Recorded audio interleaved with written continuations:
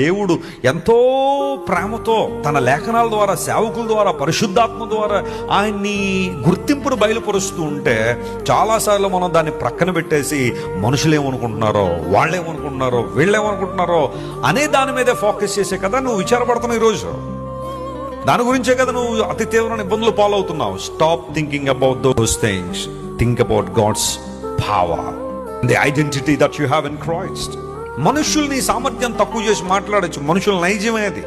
నీ కులాన్ని బట్టి కొంతమంది తక్కువ చేసి మాట్లాడతారేమో. మీ కుల గజ్జి ఈ రోజున చాలా భయంకరంగా పెరిగిపోయి స్కూళ్ళలోనూ, యూనివర్సిటీల్లోనూ, కాలేజెస్లోనూ, ఆఫీసుల్లోనూ ఇది అతి తీవ్రమైన ప్రాబ్లంగా కనబడతాను.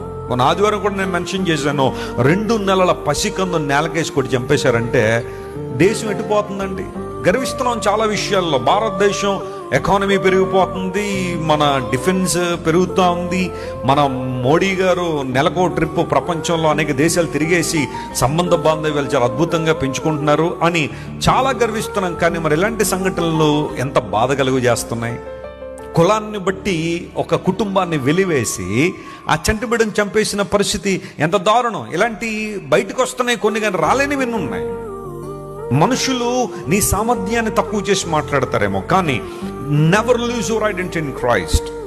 రోమాపత్రిక 1వ అధ్యాయంలో ఆ మొదటి భాగం మనకు నేర్పించే పాఠం అదే, యూ బిలాంగ్ టు క్రైస్ట్. క్రీస్తు ప్రభు వ్యక్తిగాను ఉన్నావు, ఈ భూమి మీద ఆయన ప్రతినిధిగాను బ్రతుకుతున్నావు, ఆయన ప్రజగాను జీవిస్తున్నావు. ఏ పరిస్థితుల్లో కూడా నీ గుర్తింపు నువ్వేం చేయకూడదు, మర్చిపోకూడదు, పోగొట్టుకోవద్దు. ప్రభు మీద ఆధారపడి బ్రతకాలి.